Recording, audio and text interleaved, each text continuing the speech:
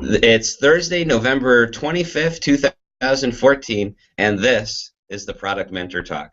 Today we're joined by one of our mentors, Aditya Bhelande, founder and CEO of Yukta. He's going to lead a talk today on product pricing. For those of you who may be joining us for the first time, allow me to briefly explain the format. Along the bottom of your screen, you may be seeing some folks who are mentors and mentees joining us, coming in and out. And then those of you who are maybe joining us from the product group or other venues are probably watching us either on YouTube or the productmentor.com/live. And if you go to the productmentor.com/live, there's a Google Moderator channel, so you can actually ask your questions and get near real-time responses from Aditya throughout the talk. I'll be jumping in and out to pass on whatever questions might have, and he'll be answering them. With that said, a brief introduction about myself. I'm Jeremy Horn, the product guy. I run the product group, this product mentor program, and several other things. But with all that, let me hand it over to you, Aditya, to introduce yourself and learn, so we can learn about product pricing. Sure. Thanks, Jeremy. Hello to everyone.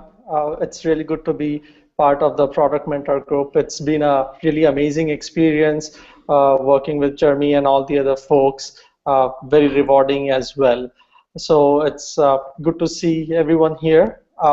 My name is Aditya Bhelande, and I'm the founder and CEO of Yukta. Yukta is a product strategy and product management consulting company based out of Pune, India. To give a little bit background about myself, I have been a product manager for over 15 or so years. Started my career with Oracle, managing a couple of their products, inventory warehouse management, and then moving on to like CRM products. From there, went into a startup, which was again a very interesting experience, especially going from a corporate product management to a startup product management. So worked at a company called Dorado, doing financial software, financial SaaS applications, so product management for that. From there, moved into Yahoo, which was in ad tech, and then eventually for the after that for 2 years focused again on ad tech. Moved into again a startup called PubMatic, not a startup anymore, and then a few years ago left PubMatic to start a product strategy and product management company called Yukta. So our focus is more on helping startup ecosystem here in India grow and understand the importance of product management. And it's amazing to see how good the product management ecosystem in US is. And with help of Jeremy, my goal is to create the similar ecosystem here in Pune so that all the startups can benefit from it. With that, I'll stop talking about myself and move on to the topic of the day, which is product pricing.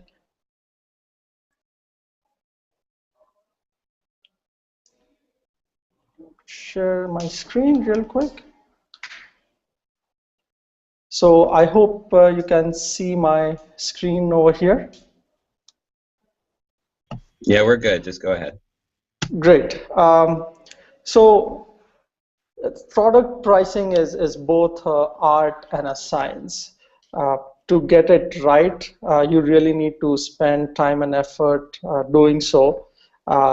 Every product pricing situation is fairly unique in itself. So if you're trying to find the perfect silver bullet for your situation, I don't believe somebody can hand it over to you in a silver platter. You pretty much have to work with the rest of your team, which is completely cross-functional, understand the product, the sales situation, and other aspects to then figure out how product pricing should be done. And once that exercise is done, roll out the product pricing, observe it over a period of time, and then go from there. So really, it's not a one-time activity. You should do it periodically and over a period of time. It needs a lot of care and feeding, and with that, you will really arrive at a good product pricing, which becomes a competitive edge for you. So that's sort of product pricing context I want to set before we get into the topic. Uh, we did a very in-depth product pricing exercise for one of our clients, so I might be giving some references in context of that as we go along. So before you get into product pricing, the first thing that you have to do is really understand the goals of the product pricing exercise. Why do we want to do reevaluate product pricing, especially for companies that already have a product in the marketplace? For companies that do not have the product in the marketplace yet, obviously this is one of their core activities before they release the product in the marketplace. So the goals may vary, but a conscious effort needs to be taken in terms of understanding what goals need to be achieved when the complete product pricing exercise is taken up. So when we were working with one of our clients, I've listed down, some of the goals that they had in mind. For example, they wanted to understand the competitive landscape much better through the product pricing exercise.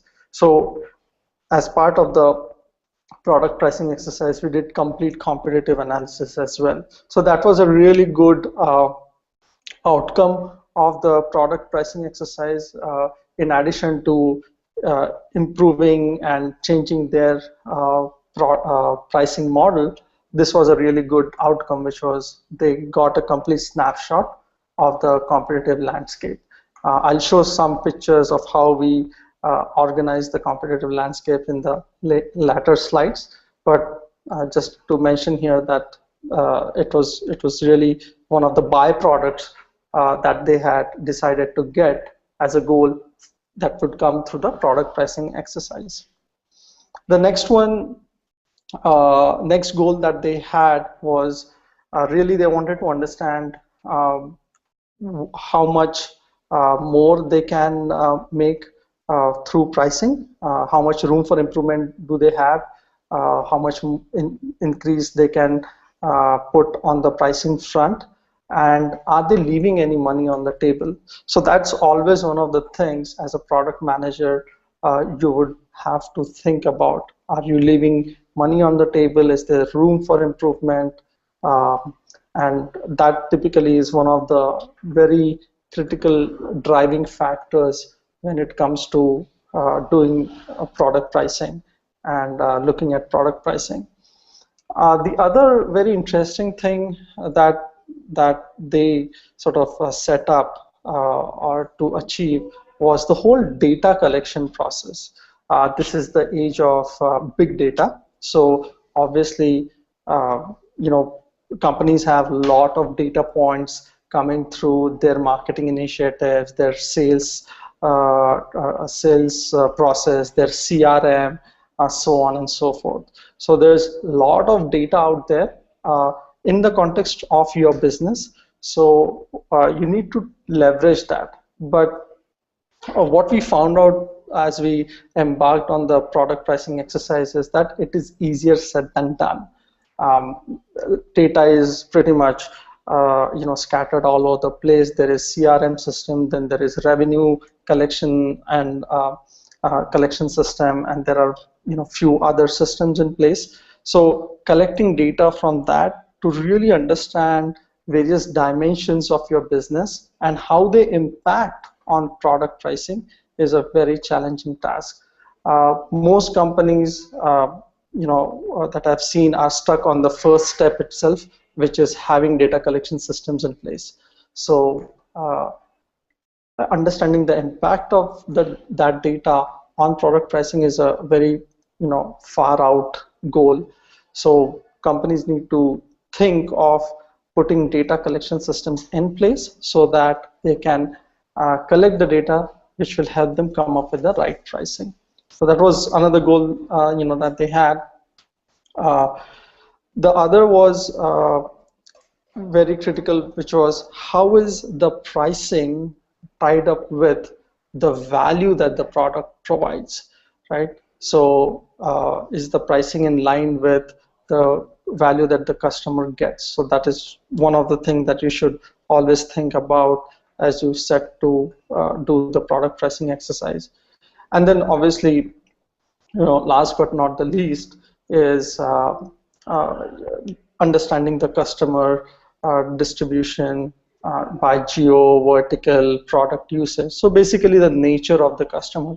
Who are we catering to now and who will we continue to cater in the future? So as we did this product pricing exercise, it became a very holistic way of looking at all the aspects of the business and really brought together a cross-functional team together to look at product pricing as a very holistic exercise. So as you are thinking of embarking on product pricing exercise, just make sure that you are able to, you have a few things in place. Number one, your goals are set, so you know exactly what you want out of it. You create time for yourself uh, to complete this exercise.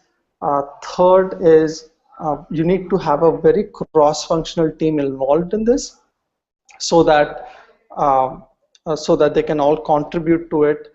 At the end of doing this exercise, you do not want to be in a situation where the sales guy does not have a buy-in, or the support folks don't have a buy-in. So you need a pretty cohesive cross-functional team to be thinking about this. Even if you're a small startup, you will have to pull people who are from business side, who are from technology side, who are from support, and then obviously you have product management, driving this whole exercise.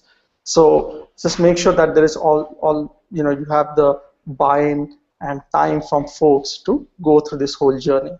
So those are the few things that you should keep in mind before you get on the product and pricing exercise.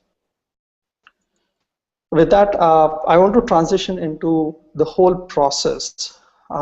This is not going to be applicable to everyone, but I just wanted to set out a few things, at least highlight them over here in terms of uh, the key activities that will be involved as part of the product pricing exercise. The first is goal setting that we talked about. Once the goal setting is done, then you should always also look at industry best practices. The reason why you have to look at industry best practices is you have to understand the psyche of the customer, what they are used to in terms of buying your product or similar products, and what is a norm in the industry. For example, what is typically considered a giveaway versus something that is chargeable. For example, if you're a bank in India, or anywhere, you have to have ATMs. So similarly, there would be some things that would be very specific to your industry that are considered as a norm. For example, giving away something for free versus charging for something. So spend some time understanding what are the peculiar points about your industry, about your and then about your competition. But start with industry and some other other parallel verticals.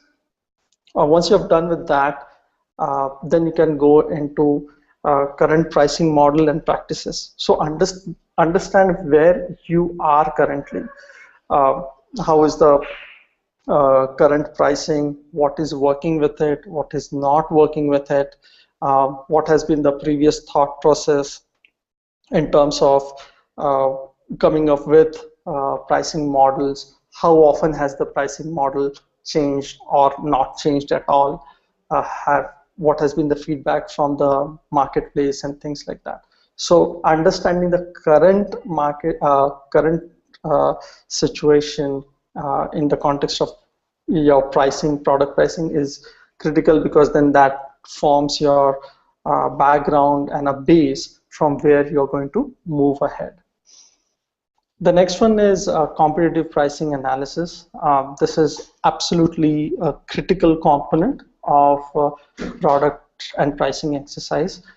You have to know how your competition is pricing. And even though you would, sometimes people say that, I really don't care about pricing. My product is super awesome. But when you put yourself in customers' shoes, you will realize that no matter how great the product is, and there are exceptions to this, but no matter how great the product is, pricing is something that comes as one of the key criteria for purchase from a customer's point of view. So competitive pricing, investing time in that, getting that data, collecting that data from the web, from the grapevine, from your sales team is very critical. And as you're thinking of competitive pricing, it's not only just the overall price, but you also have to think about the breakup of that price. So what features are free, what features are charged, and what tiering structure is being followed, because that will also give you a lot of insights on if you're going to do a tiered pricing, or if you have 3 or 4 packages, how do you differentiate those packages? How do you price your tiers for transaction-based pricing? All of that will come into picture, and this data will help you come up with the optimal plan for pricing. Next one is product costing. This is also very critical, especially depending on the kind of pressures your product is under, especially if they are under the pressure of profitability. Then costing is also a very important consideration. Even otherwise, you want to make sure that your pricing is such that you break even at a point, and then beyond that you start making profit from your product or a group of products. So understanding product costing is also critical. Now, you might not have all the data for it, or some of it may be considered confidential, but get the right person from the finance or from the costing team in place to understand what is the current costing, how is it expected to increase or change over a period of time, because then you can account for that and come up with the right product pricing. After that, this is one of the most critical things, which is the buying process and profiles.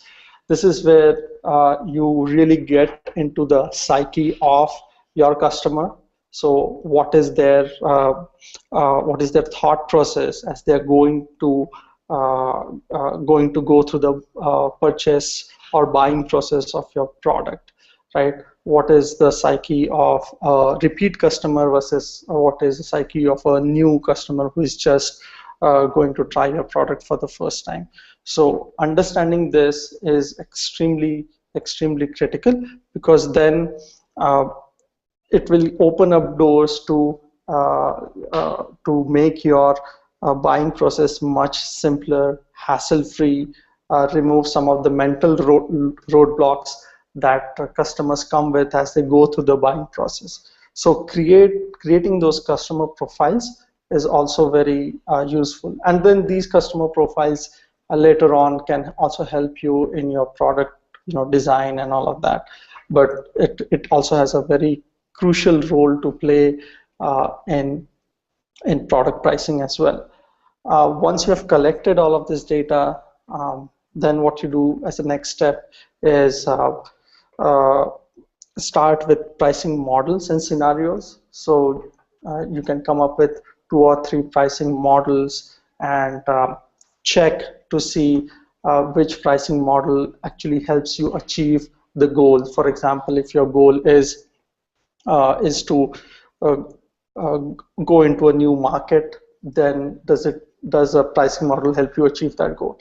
Or if your goal is to increase the market share in the existing market, then does your product pricing or updated product pricing help you achieve that goal? If your goal is profitability, then is that goal achieved?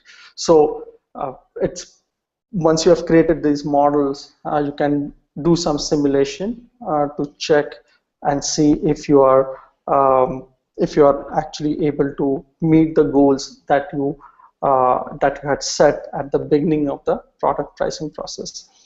The next one is customer validation. Obviously, once you have done with the pricing, you can have a conversation with your customers if possible to see if that is something that they would like. Obviously, all the customers would want to get at the lowest price, but wherever possible, try to at least get indicative or directional information on whether the model is right or not, if not the exact prices.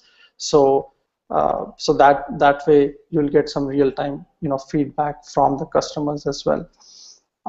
After that, it's finalizing and approving prices, new pricing. So this can be a process in itself.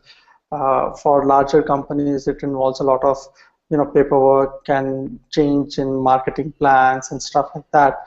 But getting a finalized approval so that everybody is on the same page and agreeing with the new pricing is also a very crucial step.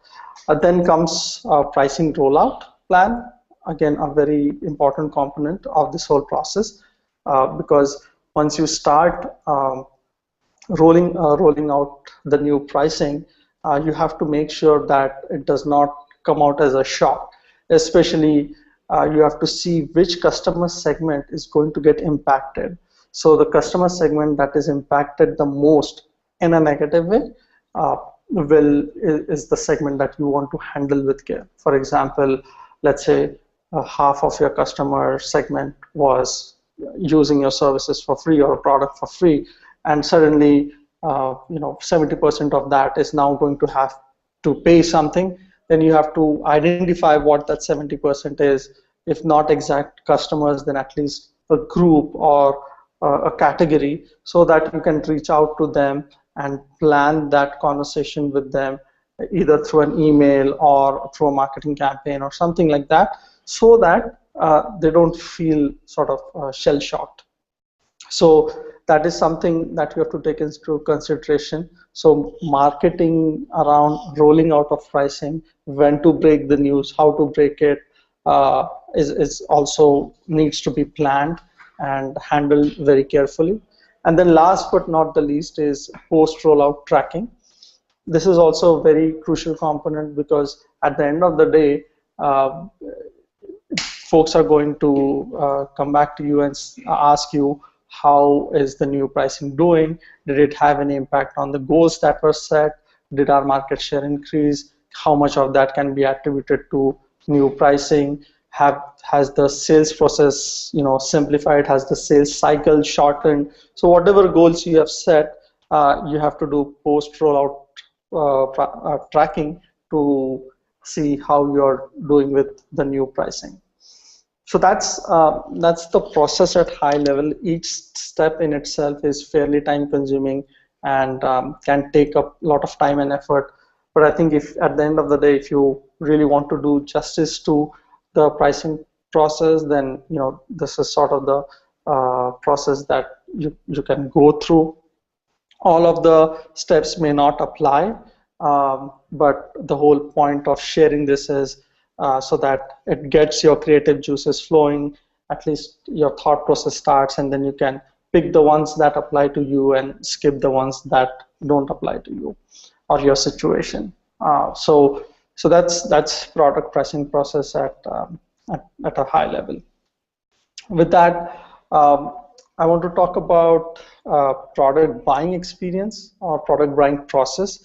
So there are typically, there are a few attributes of product buying experience.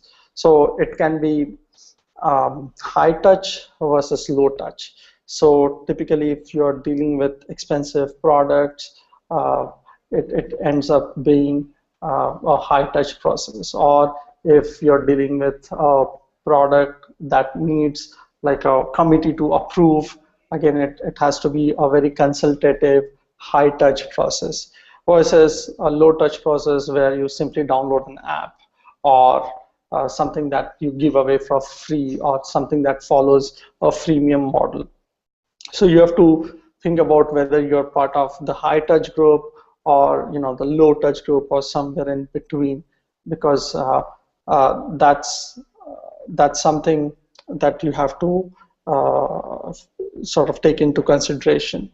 The next one is, as the customer is going through the thought process of buying the product, does the customer have to make a big commitment or a small commitment in terms of either time or money, so or resources for that matter. So you have to think about what it takes for the customer to get started, or if it's a repeat customer, if they are at a certain level, how can you take them to the next level and get them to make bigger, larger commitments. So this is another dimension of the buying process that you have to take into consideration.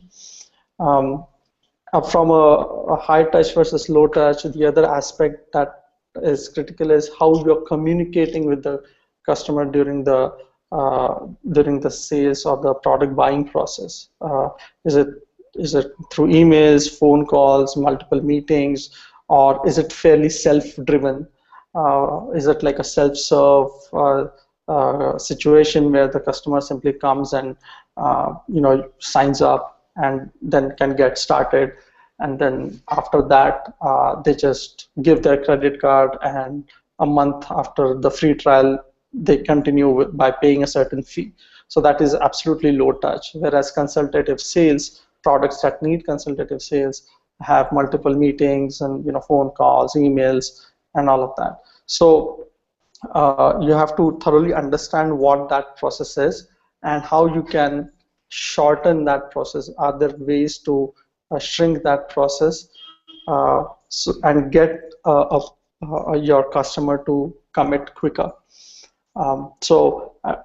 In that process, it's also critical to understand when the pricing conversation comes into picture.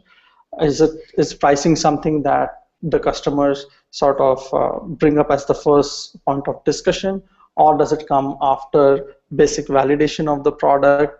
So that's also crucial to know, because then you can do your marketing collateral accordingly or manage the conversations and the engagement process accordingly. Then last but not the least is pricing approval needs. So does your product need multiple levels of approvals to be done before the potential customer can use the product, or is it fairly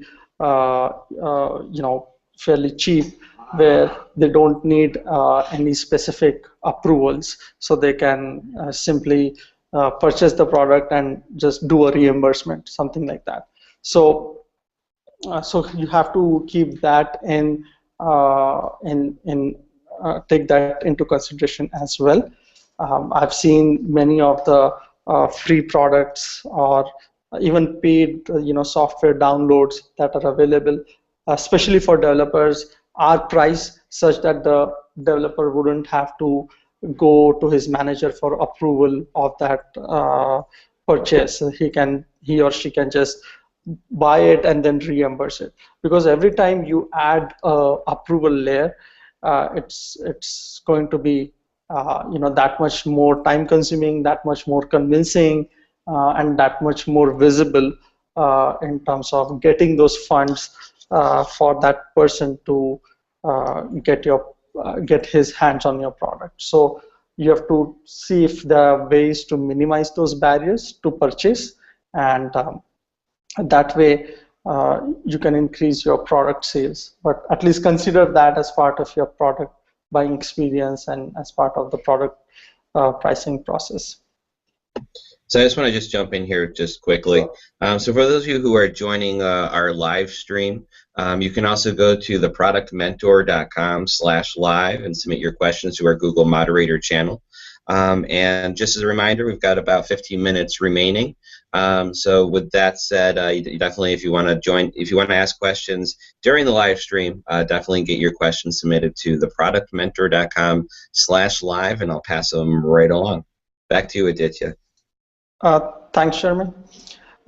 Moving on, I was talking about customer profiling. So there are typically two types of customers. One, you have bargain hunters who are absolutely price driven, versus savvy buyers are very focused on the functionality of the product. These folks who are focused on the functionality of the product are really trying to understand how the product works, how it fits their needs now, how it will evolve over a period of time.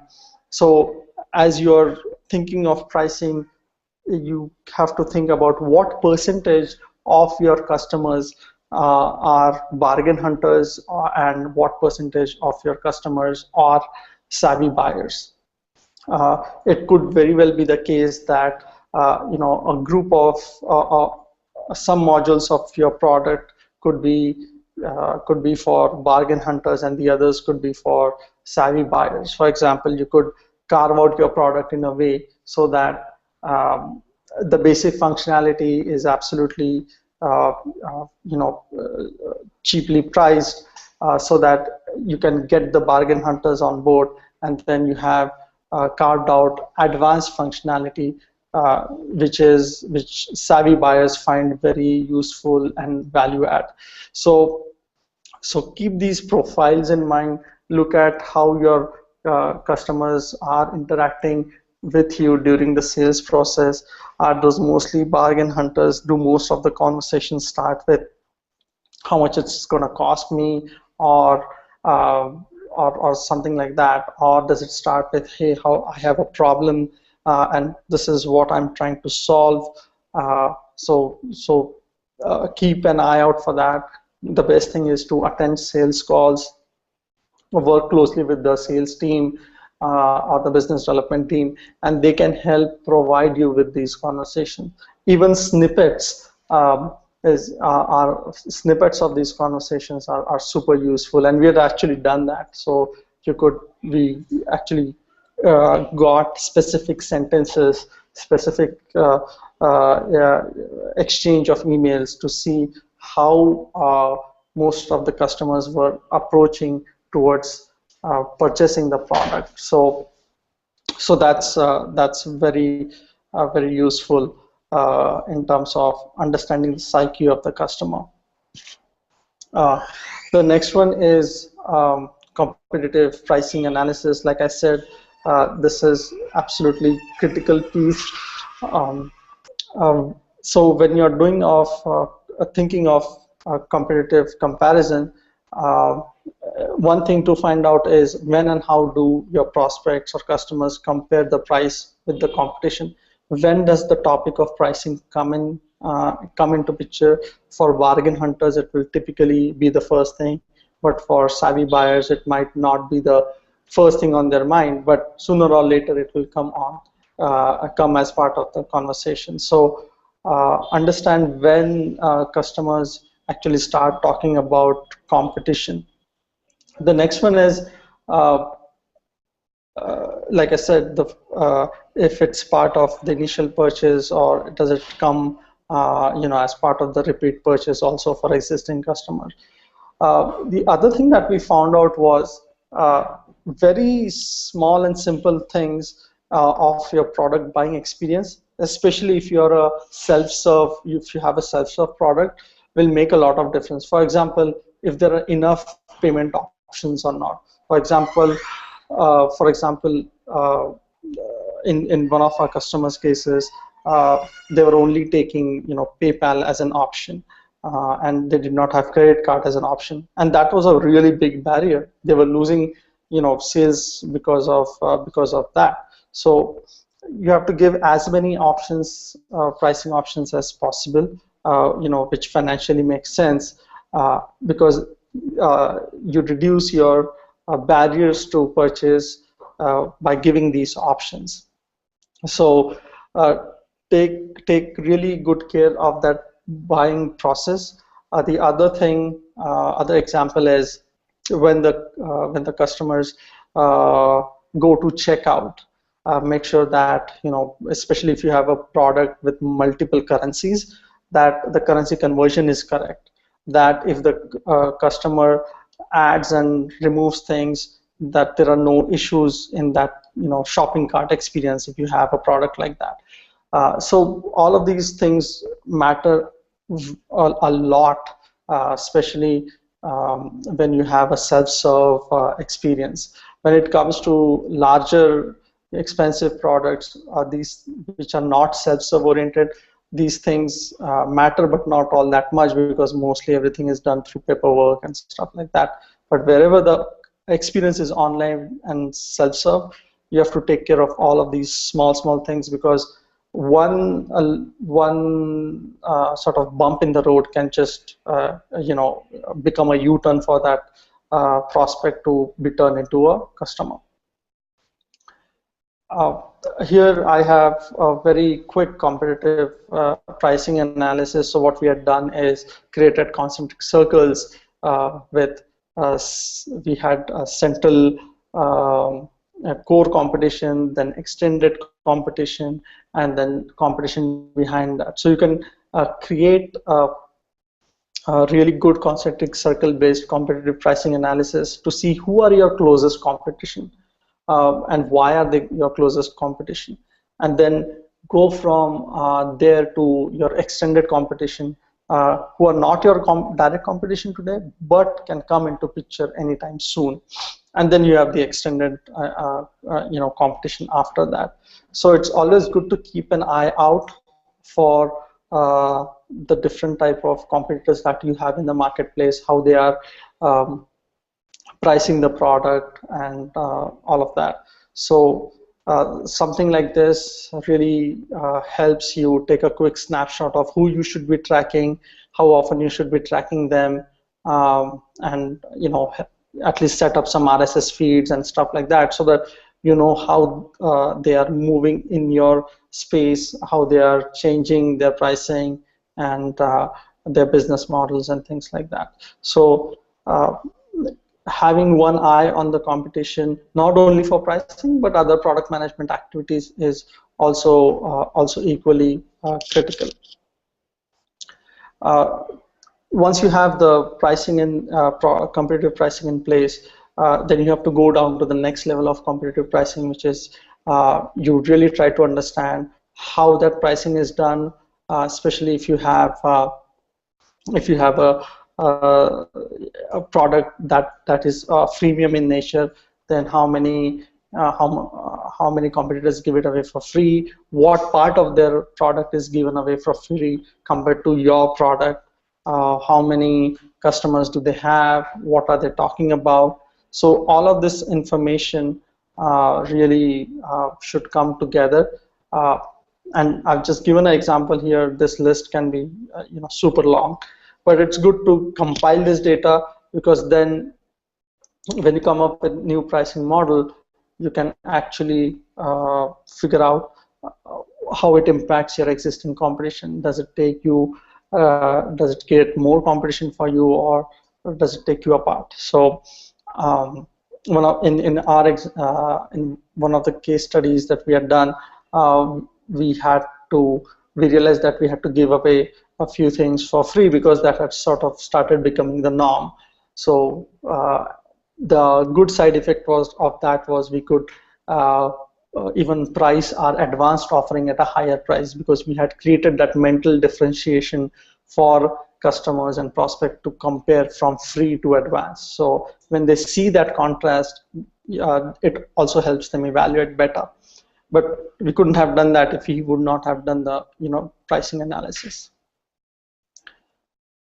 The next one is the conclusions that you can get from pricing analysis are also very useful. So how is your feature parity? Is giving away product a norm? Like is freemium model a norm? And like I gave an example before in one of the case studies, it was a norm. How is the solution completeness compared to the competition? At what rate are the new competitors coming in space?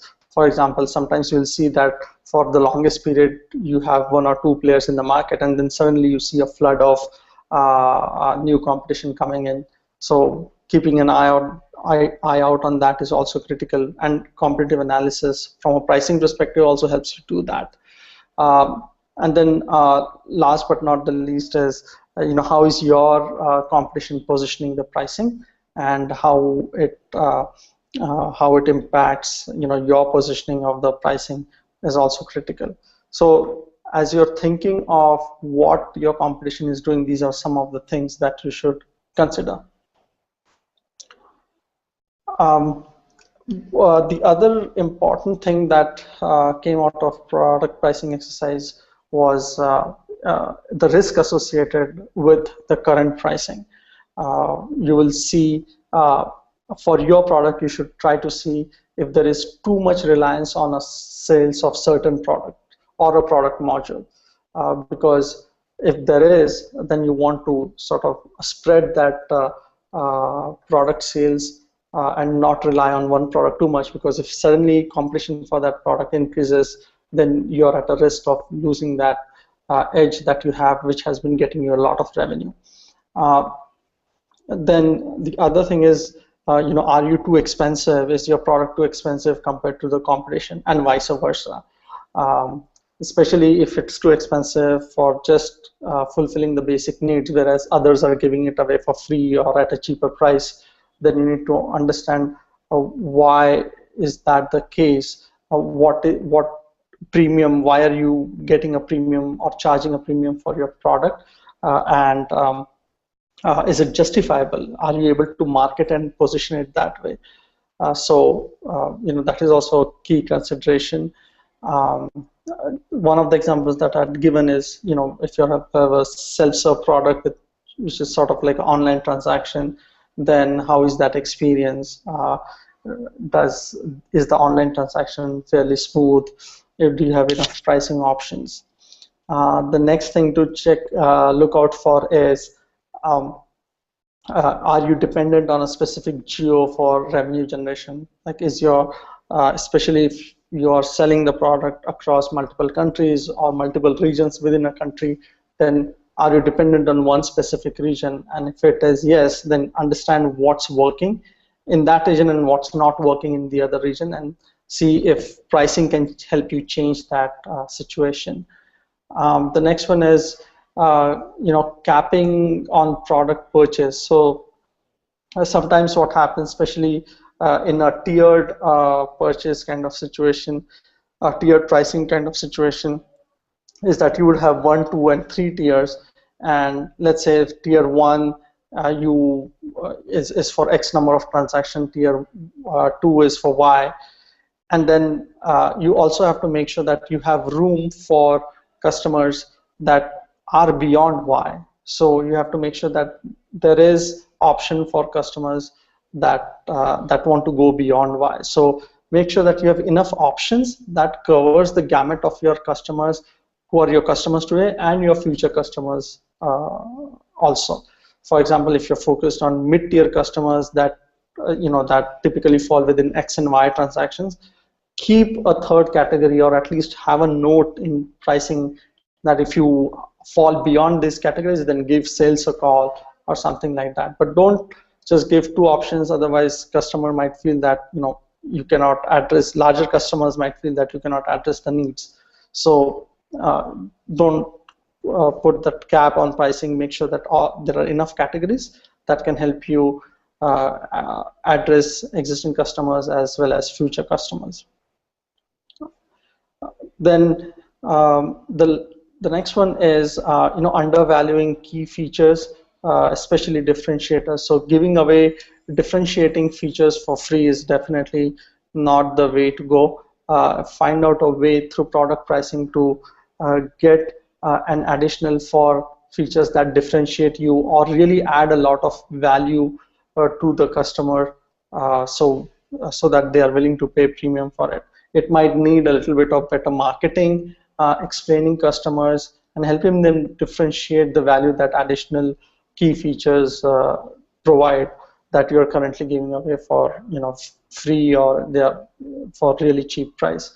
So understanding and helping customers understand the value is also very critical, and your marketing team and sales team are ways to go about doing that. The next one is product models using attributes that are not directly related to product usage. For example, if you're selling transactional based product, but you're for pricing you're using number of users, then you need to make sure that people can or customers can relate to it, so that they understand that if the usage is more, that they're going to have to pay more or something like that. If you use attributes that they cannot relate the pricing to, then that will become a challenge for them to understand pricing and for you to justify that pricing. And last but not the least, you have to get product usage data. This is also very critical. If this is not in place, then you will not be able to sort of justify in which product you need to invest, and if there is enough weightage in that product because of its usage to have a different product line and a different pricing set. So those are also, these are some of the key things that you have to check when you're looking at existing pricing. Some other key consideration is, you should have how pricing gets impacted by product vision and growth plan, new market acquisition, new product introductions. So this is something that you should do as part of your goal setting. What is your marketing plan? What is your sales plan or vision of the company in terms of the near term, so that you can create pricing to achieve these goals. For example, if it is new market acquisition or new product introduction, then you would price something differently. In new market acquisition, you might price the product lower in a certain geography and different in the other geographies. If it's new product introduction, you might go with a freemium or charge it less. If it's product profitability pressures, then you might want to see how you can increase the pricing so that the profitability goes up. So things like that. So you have to take these things also into consideration as part of your goal setting, so that when you come up with pricing model, you can tell which goals are being met. And then last, so hey, Aditya, let me just jump in right there. We've got a question from one of the mentees, Corey. So I'm going to hand over to you, Corey, to ask your question as Aditya switchbacks to video. Go right ahead. Hi, Corey. Yeah. Hi, thanks for putting this together. Sure. So I was wondering, a lot of what you pointed out seems like it's based on a traditional competitive business model, but I was wondering how you think about pricing when your competitor is either a company that is only competing with, it's only one sector of their business, and they basically are pricing that as a loss leader to get into their larger business, or a situation in which the company has a lot of venture capital, so they're not really concerned with pricing at all. They're just trying to get users in and are going to put pricing into effect later. I'm not sure if that's answerable, but no, I think that is absolutely a great point. Like I said, so this sort of ties back into the other company that you mentioned might have market acquisition as one of their targets, and that's why they might be pricing their product fairly low compared to the product that you have, right? So in that case, what I would suggest is, depending on where your product is in its life cycle and its adoption, if it's a relationship-based product, then you have to invest extra in that relationship building to make sure that that it's not easily replaceable. So that's the first thing. Second thing is, look at functional differentiators. Make the product stickier. So people will think about pricing to a certain extent, but if the product is adding a lot of value and it's really sticky, then beyond a point they will not just go for pricing, because they will see the value that is being added to the to their company. So, those are a few things that I would definitely suggest. Okay, thank you. Sure. Cool. So feel free to continue with the presentation. That's all the questions we have at the moment. So this is the last slide I have, which is understanding your pricing sweet spot, understand where your pricing is working. So I've spent a lot of time talking about what probably not to do, but also understand what is working for you. Is it because you're niche, or is it because you have gone into a new market and that's liking your product? Is it customer referrals, or other things? So I also understand in which scenarios you're likely to lose business. Why are you losing the business? So this information comes from your sales team, and it's priceless. How many times did you lose business because it was pricing? Now, it is easier said than done, and it doesn't happen overnight, but it's something that you should cultivate as part of your relationship with the sales team. Put processes in place, and over time you'll start getting really good data from this. So I guess that's sort of what I had in our 45-minute session. I think I went over a little bit, but this is my take on pricing to start off with. Obviously a big topic, but hopefully it's useful enough for you guys to start leveraging some of the things that I've discussed here. Great, great. And also, as always, the presentation will be posted to our SlideShare channel as well. You can always check out this video and other videos on our YouTube channel. And thank you to our speaker, Aditya Bhelande, founder and CEO of Yukta, for today's discussion of product pricing with a very thorough checklist to work through. And a big thank you from me, Jeremy Horn, the product guy, to everyone else who joined us today, and the product mentor. And don't forget, if you want to be a mentor just like Aditya, and really we take mentors from all around the world. It's a very worldwide program here. Please go visit theproductmentor.com and sign up today to be one of our mentors for one of our many hundreds of mentees still waiting to participate. And if you're looking to fill a product job with a great product person, we also run a free job board to pair up product people and product jobs. It's really free for our community, so come and check it out at theproductjobs.com. And with all that said, thanks, and I'll see you guys next time. Bye.